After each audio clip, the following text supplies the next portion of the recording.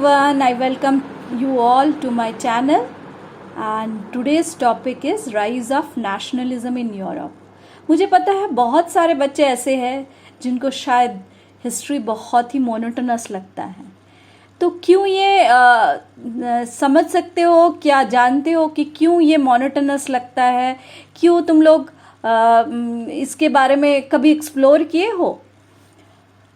मुझे जितने लगते हैं कि जो इवेंट है, जितने भी इवेंट है हिस्ट्री के, वो हमारे लाइफ के ऊपर, हमारे लाइफ जीवन जीने के तरीके के ऊपर बहुत ज़्यादा इम्पैक्ट लाती है। जैसे कि एक एग्ज़ाम्पल ले लो, यदि ताजमहल है और ताजमहल के बारे में तुम लोग नहीं जानते तो क्या इतना एक्साइटेड रहते ताजमहल देखने के लिए?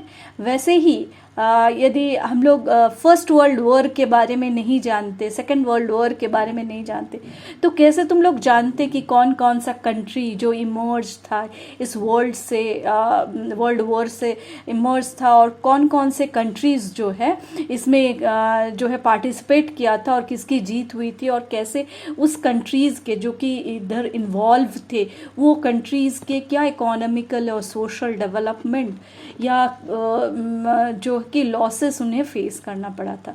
तो ये सारी चीज़ें हमारी हिस्ट्री, और हिस्ट्री जो है न केवल एक इवेंट होते हैं वर्ल्ड के या नेशंस के, इसके अलावा हिस्ट्री हर चीज़ में होते हैं। आप यदि इंटरनेट देख रहे हो, कोई वेबसाइट देख रहे हो, उसकी भी हिस्ट्री होती है। जैसे मोबाइल फ़ोन कैसे इन्वेंट हुआ और किसने किया, क्या क्या रिसर्च वर्क इसके ऊपर हुआ, कैसे कैसे इसको इवोल्यूशंस हुए, ये सारी चीज़ें कहीं ना कहीं जो है पार्ट ऑफ हिस्ट्री है। तो हम लोग हिस्ट्री को केवल और केवल जो कि कुछ इवेंट के साथ और कुछ डेट्स और कुछ ईयर के साथ कन्फाइन नहीं कर सकते हैं। तो चलो आज let's begin with the chapter, and ये चैप्टर में particularly what we are going to know that the Europe में उस समय 17th 18th सेंचुरी में जो एक बड़ा बदलाव लाया था, और ये बड़ा बदलाव जो आया था ये कहीं ना कहीं क्या था, पूरे वर्ल्ड को जो है इस इम्पैक्ट लाया था, जिसके कारण ये rise of nationalism in Europe जो है it's a very important topic. जैसे कि आप लोग इसके बारे में जो है विस्तार से जानेंगे, तो I hope so you people definitely going to get interest in this subject. ये चैप्टर हमें क्या बताएगा कि कैसे जो है, जैसे स्टैंडर्ड 9 में भी आपने हिस्ट्री में जो इंटरनेशनल हिस्ट्री के पार्ट में फ्रेंच रेवोल्यूशंस पढ़ा था, जो कि यूरोप के जो रेवोल्यूशन हुए थे उसी के पार्ट थे।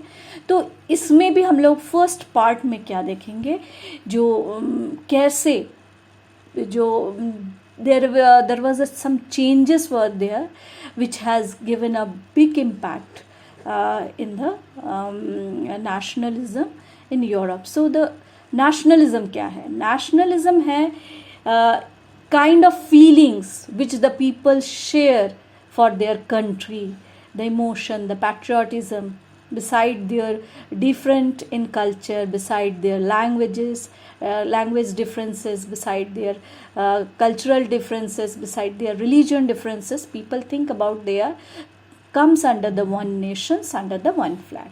चलो अब हम लोग समझते हैं कि 17-18 सेंचुरी में तो हम लोग समझ सकते हैं कि वर्ल्ड में एक बड़ा बदलाव आ रहा था, और इस बड़े बदलाव के तहत क्या आ रहा था कि एक बड़ा सा बहुत ही ज़्यादा एक चेंजेस जो है वो जो एडमिनिस्ट्रेशन था उसमें आ रहा था, यानी किस व्यवस्था के तहत देश को चलाया जाता था उसमें एक परिवर्तन चाहते थे। और इससे पहले भी ये यदि हम लोग समझेंगे कि ये ड्यूरिंग 19th सेंचुरी में जो नेशनलिज्म की आइडिया है वो कैसे फोर्स हुई, वो क्या क्या चेंजेस लाए, उसके बारे में जब तक जानेंगे उससे पहले ये भी जान ले कि इस तरह का जो फ्रेंच रेवोल्यूशन से पहले भी बहुत सारे रेवोल्यूशंस हुए थे, छोटे छोटे रेवोल्यूशंस यूरोप में। लेकिन ये सारे जो रेवोल्यूशंस थे ये कहीं ना कहीं जो है मोनार्की या एब्सोल्यूट पावर के द्वारा क्या कर दिया गया था, इसको दबा दिया गया था। तो let's begin with the chapters, and the first slide, it is telling that during 19th century nationalism emerged as a force which changed the political, mental world of Europe, and in the end the result was nation state. तो ये देखा गया था जो France में जो एक revolutions आए थे जिसमें जो डिफरेंट क्लास ऑफ पीपल्स थे यूरोप में, जिसमें न्यू मिडिल क्लास थे, उन लोगों ने जो चेंज ऑफ सोसाइटी में एक बदलाव लाने के लिए, पॉलिटिकल चेंजेस के लिए, एक मेंटल वर्ल्ड में चेंजेस लाने के लिए जो रेवोल्यूशंस हुए थे, उसमें उनका डिमांड क्या था। बेसिकली ये देखा जाता है कि पूरे वर्ल्ड जो है initially from the beginning, if we go through the history then we will come to know that कि हिस्ट्री में क्या होता है कि बिगिनिंग से जो हमारी एडमिनिस्ट्रेशन सिस्टम है वो मोनार्की या एब्सोल्यूट मोनार्की पे चलते हैं, जिसमें one person is a powerful person. वो क्या करते थे, they prepare the laws, they prepare the rules and regulation and according that particular territory functions or the particular territory's administration functions. Now nation state का concept क्या है? What is the concept of nation state? Nation state का concept ये है कि पूरे जो country है, जब मोनार्की सिस्टम के अंडर था तब इसकी कोई पर्टिकुलर फॉर्मेट या पर्टिकुलर मैप नहीं होती थी, क्योंकि ये टेरिटरी जो है अक्सर चेंज होती थी।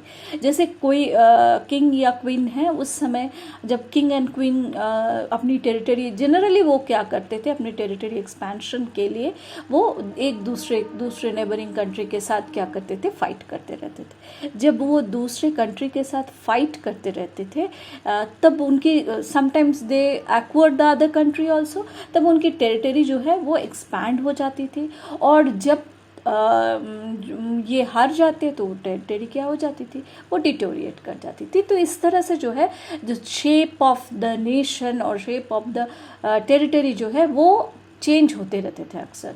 लेकिन ये इवेंट में particularly they demanded for the nation state, यानी एक कंट्री, और वो कंट्री क्या है, कंट्री में रिपब्लिक सिस्टम से जो है वो रन हो, जिससे कि गवर्नमेंट जो फंक्शनिंग करे वो रिपब्लिक सिस्टम से करे, उसकी डिमांड होने लगी। नेशन स्टेट की डिमांड होने लगी, एक पर्टिकुलर कंट्री की डिमांड होने लगी। Now nation state one in which rulers along with the citizens develop a sense of a common identity, यानी लोग beside their differentiate of languages speaking over there, differentiate of their religion, differentiate of their culture, they develop a sense of common identity. Apart from that, a nation can be defined as a group of people who are bound together into the single body through the history, customs, value, language and culture. Apart from that, they want to define themselves as a one country, one citizens, one culture, one customs, one language and one culture. This identity was forged through the struggle. So this identity के लिए, इस तरह की identity के लिए, इस तरह की नेशन स्टेट के लिए क्या करने लगे, लोग स्ट्रगल स्टार्ट करने लगे। Now the very interesting part we have come, that is the French Revolution. ये वर्ल्ड हिस्ट्री का एक बहुत ही इम्पॉर्टेंट फेनोमेना है, जिसको हम लोग कभी भी वर्ल्ड हिस्ट्री से अलग नहीं कर सकते, क्योंकि देखो कोई भी बदलाव जो कि बिगिन हो रहा है, या जो भी चेंजेस अभी हम लोग अपने सिस्टम्स में देखते हैं, और अपार्ट फ्रॉम यूरोप के अलावा अदर कॉन्टिनेंट में हम लोगों ने जो देखा है, वो उसकी शुरुआत कहाँ से हुई थी, फ्रांस से हुई थी। फ्रांस में एक बहुत ही क्रांतिकारी बदलाव लाया गया, जो कि पूरे यूरोप को और यूरोप के साथ साथ उसकी नेबरिंग कंट्री में भी क्या लाया था, इफेक्ट लाया, which has been started in 1789। जो कि ये French revolution the first revolution नहीं था, जिसके बारे में हम लोगों ने पहले भी बता चुके हैं कि इससे पहले भी बहुत सारे रेवोल्यूशन, छोटे छोटे रेवोल्यूशंस हुए थे, लेकिन इन सारे रेवोल्यूशंस को इतने इम्पोर्टेंस क्यों नहीं मिले, क्योंकि इनको कहीं ना कहीं मोनार्की या जो एब्सोल्यूट थे वो लोग क्या किए थे, इसको दबा दिए थे। So the first system or the first beginning of the revolution which has brought a big changes in the world, big changes in the history, that is the French Revolution, and it has started in 1789. It was the first expression of nationalism in Europe.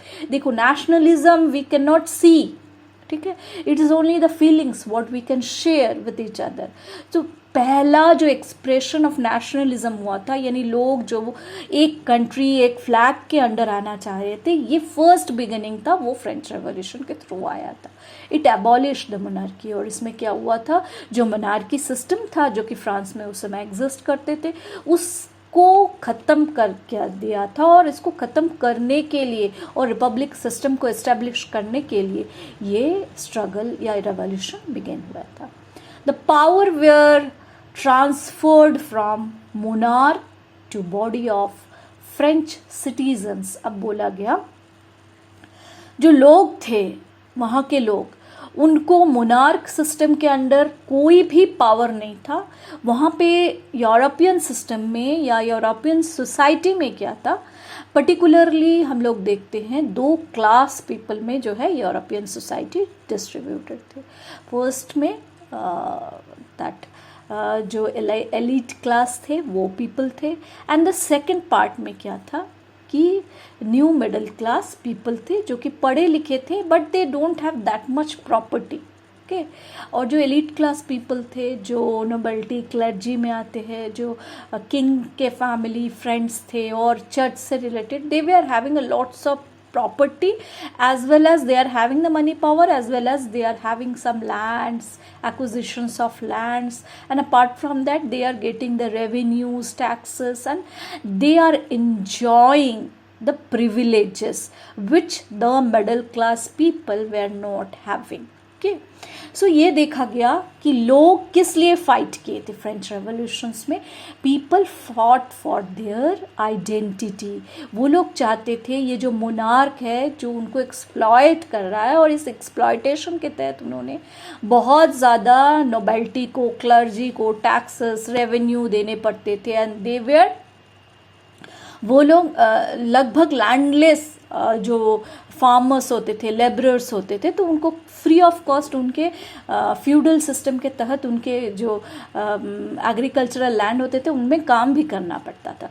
तो इसमें ये एक और चीज़ उन लोगों ने demand किया कि जो पावर है ये मोनार्क में राजा और क्लर्जी और एरिस्टोक्रेसी तक ही जो है ये लिमिटेड नहीं रहेंगे। It should be transferred from the monarch to the citizens के पास आना चाहिए।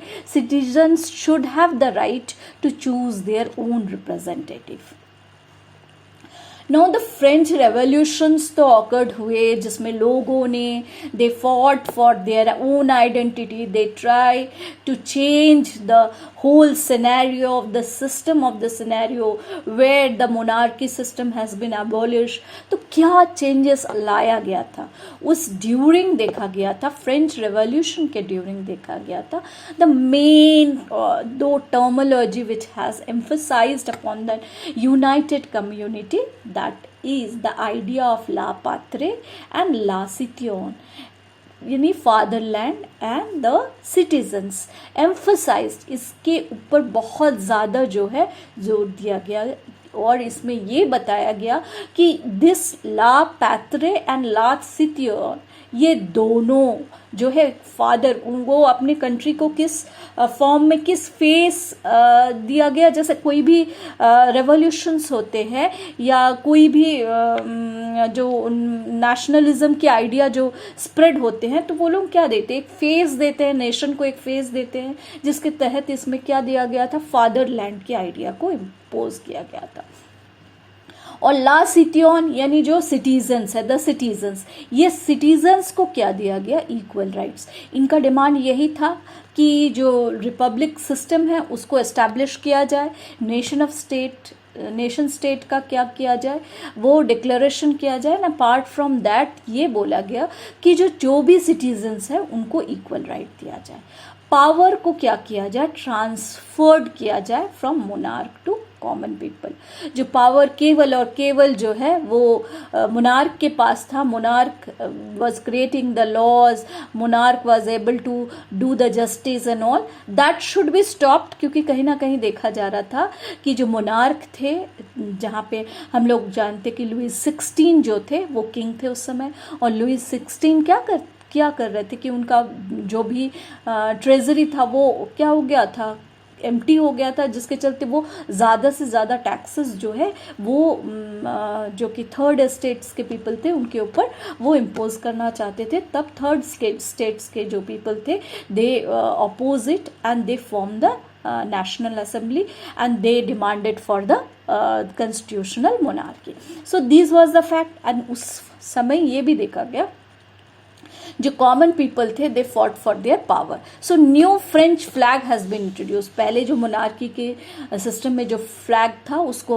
हटा दिया गया और एक नए न्यू ट्राई कलर फ्लैग को इंट्रोड्यूस किया गया और ये भी चूज़ किया गया कि जो रॉयल स्टैंडर्ड थे उसको भी रिप्लेस कर दिया गया ना। अभी आप लोग बताओगे कि ये जो न्यू फ्लैग का इंट्रोडक्शन था उसमें कौन सा 3 कलर को जो है इंट्रोड्यूस किया गया था, ये आप कमेंट सेक्शन में मुझे बताओगे।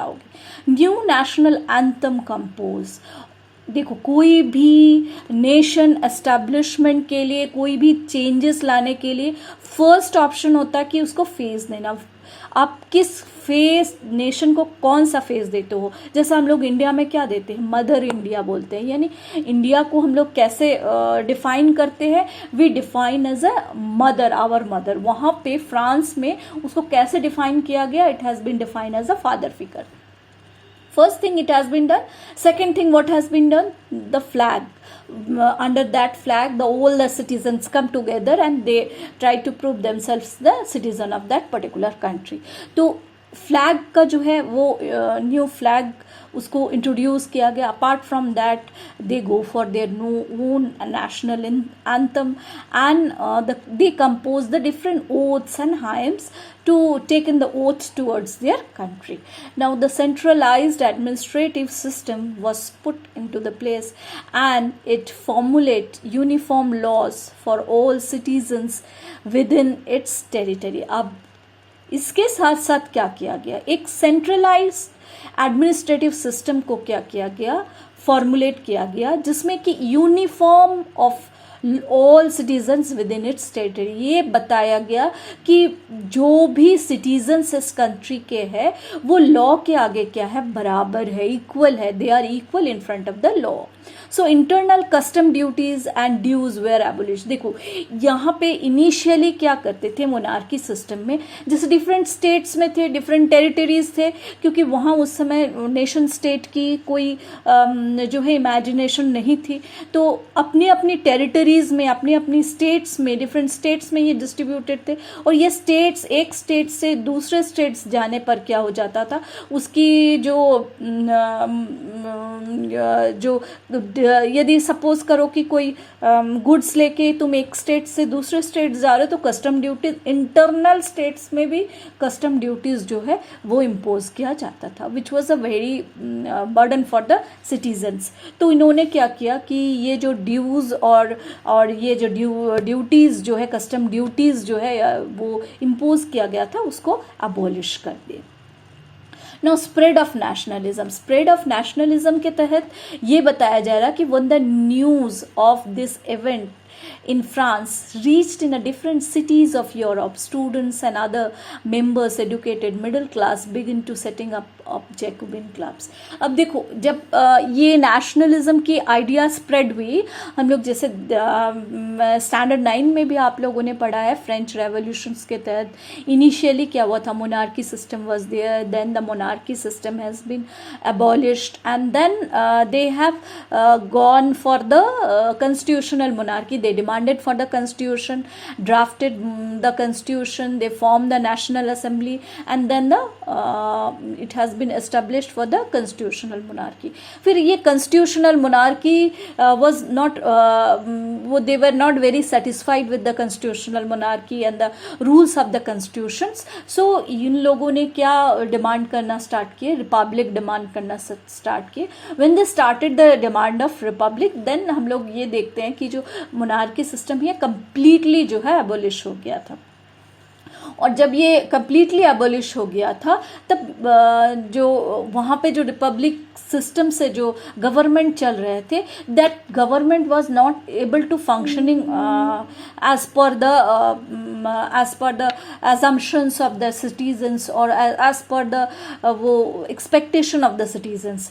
तब ये देखा गया धीरे धीरे क्या होने लगे, जो दो क्लासेस थे, दो क्लासेस में जैसे एरिस्टोक्रेसी क्लास थे और साथ ही साथ जो है एक न्यू यूरोपियन सोसाइटी में एक न्यू क्लास का जो है वो बिगिनिंग हुआ, that is the new middle class. और न्यू मिडिल क्लास के लोग क्या थे, वो पढ़े लिखे भी थे और थोड़े बहुत उनके पास जो है प्रॉपर्टी भी था। तो वो लोग क्या डिमांड करने लगे, they started demanding for the equal rights, they started demanding for the right of vote, all these things were there. So in the spread of nationalism idea, ये इसमें भी देखा गया कि धीरे धीरे लोग क्या करने लगे, जब रिपब्लिक भी बहुत ज़्यादा सक्सेस नहीं ला पा रहा था तो लोग उस समय सीक्रेट सोसाइटी फॉर्म करने लगे थे। और ये सीक्रेट सोसाइटी क्या हो रहा था, मिडिल क्लास जो डिफरेंट क्लब सेटअप कर रहे थे, वो डिफरेंट क्लब्स क्या कर रहे थे, लोगों में ये नेशनलिज्म की जो आइडिया थी इसको स्प्रेड कर रहे थे। और इस नेशनलिज्म की आइडिया में स्प्रेड करने के जो वे है, इसमें जो डिफरेंट क्लब्स का बहुत ज़्यादा जो है कंट्रीब्यूशन रहा है, जिसमें एक फेमस क्लब था जिसको जैकोबिन क्लब्स के नाम से भी जाना जा रहा है।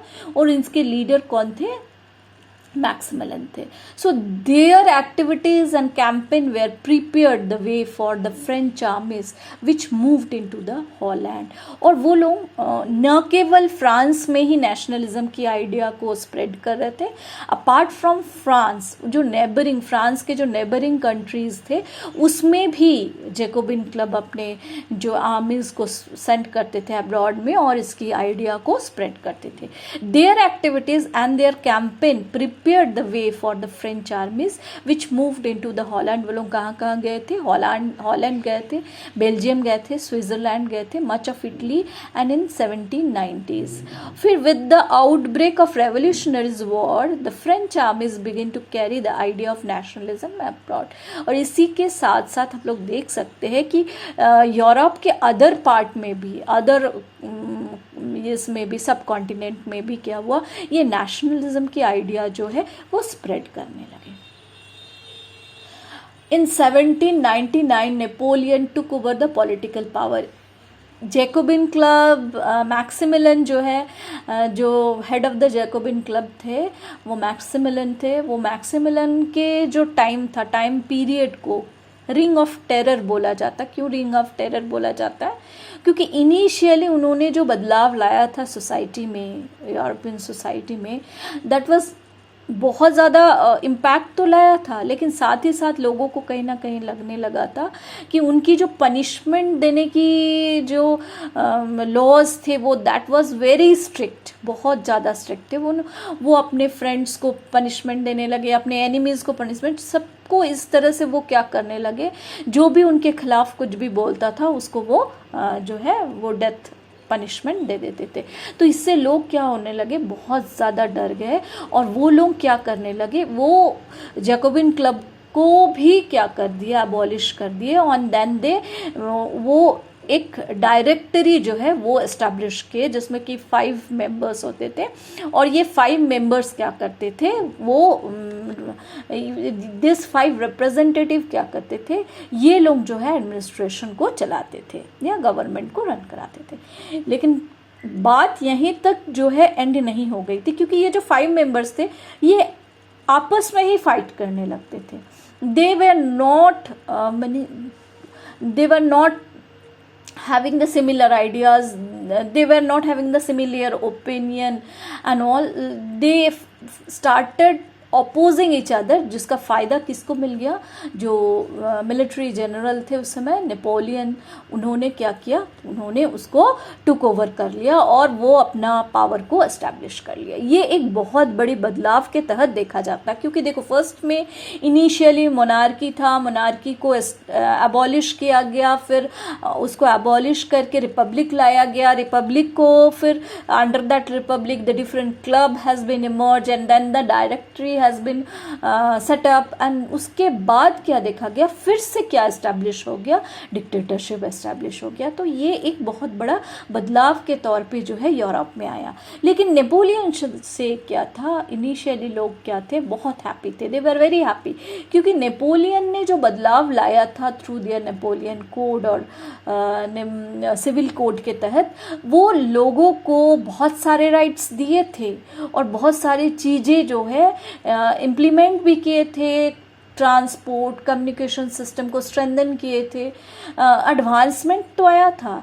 लेकिन बाद में यही लोग जो कि initially they were very excited for the Napoleon, they were very proud for the Napoleon rules and all, but बाद में यही लोगों को लगने लगे कि ये लोग कहीं ना कहीं उनकी जो पॉलिटिकल फ्रीडम है, पॉलिटिकल आइडेंटिटी है, वो लूज़ कर रहे हैं। तो सबसे पहले हम लोग डिस्कस करते हैं, चलो नेपोलियन का सिविल कोड क्या था, या नेपोलियन जो बदलाव लाए थे वो बदलाव क्या क्या थे। तो नेपोलियन के जो बदलाव लाए थे उसको हम लोग सिविल कोड के नाम से जानते हैं, और इसकी इस्टेब्लिशमेंट हुई थी 18 और इंट्रोडक्शन हुई थी 1804 में। इसमें first and foremost thing which has been Napoleon initiated, that is equality before law. यानी कोई भी सिटीजन हो, किसी भी कल्चर से हो, किसी भी आइडेंटिटी रखते हो, everybody is equal before law. Second thing, what he has introduced, that is right to property. Everybody is having the right for their own property. Feudal system was abolished. देखो feudal system क्या है, initially जो है, जो monarchy system में जो feudal system था वो यूरोपियन सोसाइटी को जो है डिफरेंट जो है क्लास सिस्टम में डिस्ट्रीब्यूट किया था, जिसमें जो सबसे ऊपर जो एरिस्टोक्रेसी क्लास था उसमें देखा जाता कि जो किंग थे वो ही क्या होते थे, पूरे जितने भी लैंड होते थे उसके ओनर होते थे, केवल और केवल जो है किंग जो है, ही और शी, क्वीन जो है, शी इज़ द ओनर और he is the owner of that land. ठीक है, वो किंग जो होते थे वही ओनर ऑफ द लैंड होते थे।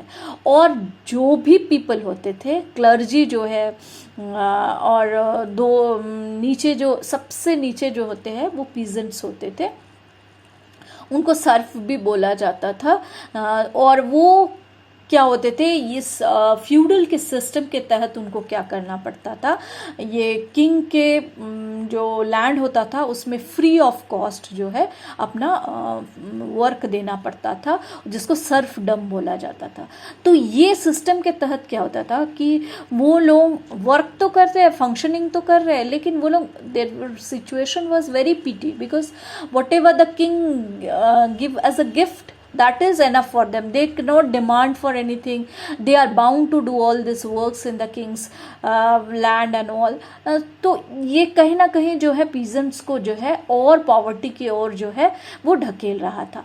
तो सिविल कोड के तहत जो है नेपोलियन ने क्या किया था, ये पीजेंट्स सर्फडम से आज़ाद किया था पीजेंट्स को, यानी किसानों को ये सर्फडम, ये फ्री ऑफ कॉस्ट जाके ज़मीनों पे काम करना नोबेल्टी के या किंग के, इससे जो है वो आज़ाद किया था। Next, transport and communication system को बहुत ज़्यादा इम्प्रूव किया था। Guild restrictions were remove. देखो गिल्ड क्या होता था, इनिशियली यूरोपियन सोसाइटी में जो ट्रेड्स होते थे उसमें क्या था, रेस्ट्रिक्शन था कि आप ग्रुपिज्म नहीं कर सकते हैं। ग्रुप करने से क्या फ़ायदे होते थे, जो यदि ग्रुप फॉर्म करते हैं तो ईजीली जो ट्रेडर्स होते थे वो यदि एक ग्रुप फॉर्म कर लिए तो वो लोग क्या कर सकते थे, पर्टिकुलर प्रोडक्ट के लिए या पर्टिकुलर कमोडिटी के लिए वो लोग क्या कर सकते थे, कॉस्ट पे बार्गेनिंग कर सकते थे, और ट्रेड क्या हो सकता था, एक्सपैंड हो सकता था under the groupism and all. But till that time, before the Napoleon तक ये गिल्ड रेस्ट्रिक्शन था, और नेपोलियन फर्स्ट उन्होंने क्या किया था, ये जो गिल्ड जो ट्रेडर्स फॉर्म नहीं कर सकते ग्रुप का, they can not able to take the advantages of the guild, so इसको उन्होंने रिमूव करवाया था, जिससे कि ट्रेड जो है वो एक्सपैंड हुआ था। However, in the areas conquered, the restrictions of the local population to French rule were mixed. अब क्या बोला जा रहा है कि जो एरिया फ्रांस या फ्रेंच के द्वारा जो कॉन्कर किया गया था, यानी जीत लिया गया था नेपोलियन द्वारा। देखो नेपोलियन क्या था, एक हाईली एम्बिशियस रूलर थे और उनका ड्रीम था पूरे वर्ल्ड को जीतना। तो वो क्या कर रहे थे, जब नेपोलियन जब पावर में आए, he started doing war with the neighbouring countries of the France and वो कॉन्कर्ड करते गए। तो ये बोला जा रहा है कि जो नेपोलियन ने कॉन्कर्ड किए थे वहाँ पे क्या था, एक मिक्स्ड रिएक्शंस था। ये जो फ्रेंच रूल था नेपोलियन का, जो उनका सिविल कोड था, इसको लेके उन लोगों को जो को कॉन्कर्ड किया गया था, उन लोगों में जो है देखा जाता है एक मिक्स्ड फीलिंग था। So initially in many places such as Holland, Switzerland as well as the certain cities like Brussels, Mainz, Milan and Warsaw, the French armies were welcomed as a harbingers of liberty। अब बोला जा रहा है कि जब ये expression of nationalism वो France से दूसरे नेबरिंग कंट्री में जो है स्प्रेड होने लगा, जैसे हॉलैंड में, स्विट्ज़रलैंड में और ब्रुसेल्स में, मिलन में, वॉर्सो में, तब क्या लोगों को क्या लगने लगा, वो लोग they were very excited and they were वो लोग जो आर्मीज़ उनके वहाँ आ रहे थे, फ्रेंच आर्मीज़, उनको वो लोग जो फ्रीडम के सिग्निफिकेंट ऑफ फ्रीडम के तौर पे वो लोग वेलकम करने लगे initially. But the initial enthusiasm soon turn into hostility. अब बोला गया जो इनिशियली इतना ज़्यादा फ्रेंच आर्मीज़ को वेलकम कर रहे थे, they were proud of that कि फ्रांस में क्या देखा गया है, जो मोनार्की सिस्टम को लोकल पीपल ने वो अबॉलिश करके पीपल के पास पावर आया, राइट फॉर वोट आया, उन लोग को इक्वालिटी बिफोर लॉ आया, ये सारे सिस्टम से they were very very much motivated and all. तो ये जो फ्रेंच आर्मीज़ जो other part of European country में जो है स्प्रेड होने लगे, जिसमें कि हॉलैंड में, स्विट्ज़रलैंड में और सर्टन सिटीज़ जैसे ब्रुसेल्स में, मेन्स में, मिलन में, वॉर्सा में, तो इन लोग इनिशियली तो लोग they were very excited and वो लोग उनको जो कि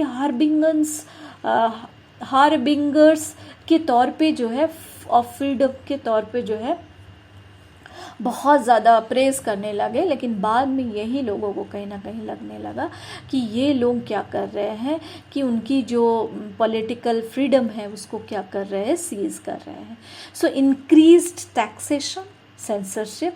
अब जब नेपोलियन पावरफुल होने लगे, उन्होंने क्या स्टार्ट कर दिया, बहुत ज़्यादा टैक्सेस इम्पोज करना स्टार्ट कर दिया।